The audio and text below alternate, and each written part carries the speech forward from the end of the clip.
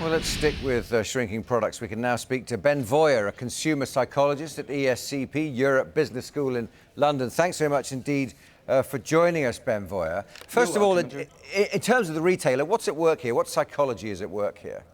Well, what happens here really is that manufacturers know that consumers focus on price.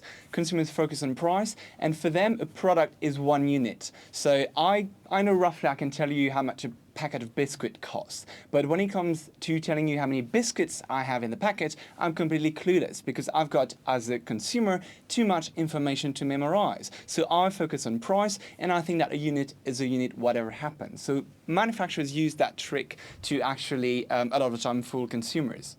The problem is, we're getting the impression, aren't we, that manufacturers have got lots of tricks up their sleeves in terms of how to persuade us to buy things, and that line between advertising and tricking people seems to have become blurred.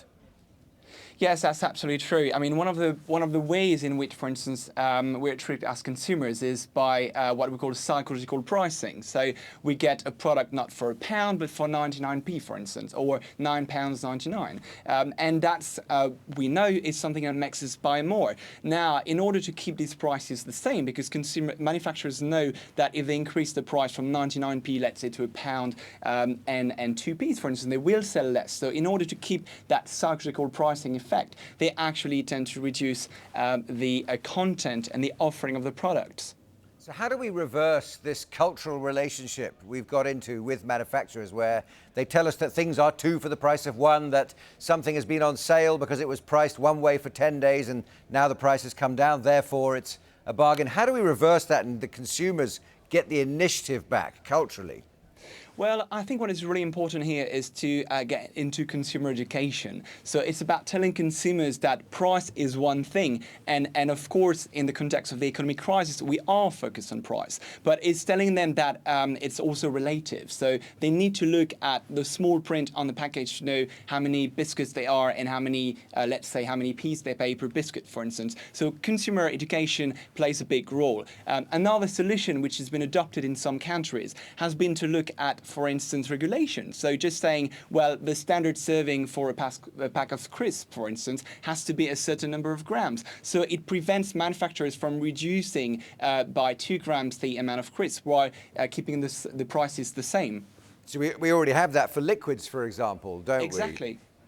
Exactly. So you cannot decide just to have, let's say, a pack that would look like a litre, but that would actually contain less than a litre. So regulation is not often the best solutions, but sometimes that's actually the way forward when you really want to constrain manufacturers. At the end of the day, manufacturers are smart at getting consumers believe that they get value, and so are supermarkets by, emphasizing on prices, but actually they found their way back to getting more money, and that's by reducing what they offer to customers.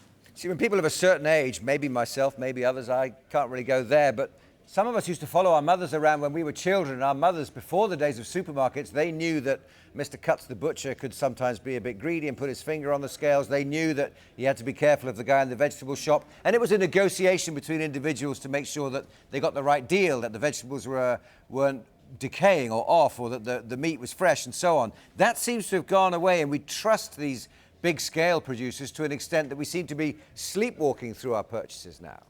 Yeah, you're absolutely right. I think that it's and also it's a good thing from which to actually point this out. I think consumer education needs to be stronger. It can be even at school, but telling people that they need to be wise consumers and not being fooled. We think that because labels are printed on products, we're safe, but actually we are not. And it's important that we pay attention to these, because we know from a lot of biases in consumer psychology that we are attracted to bargains even if they look like bargains. It's also about the illusion that prices stay the same. A pound in 1990 is almost worth £2 in 2013. Now we still buy our ice from our ice cream van or 99p. So there must be something going on there, and it has to be in offering less product or less quality. And we really need to be careful as customers, because we're not protected just because the price is on the label. We really need to be active on this. Ben Voyer, thanks very much indeed for joining us this afternoon on Sky News. You're welcome. Now to the Middle East, and Barack Obama has urged Israelis and Palestinians to get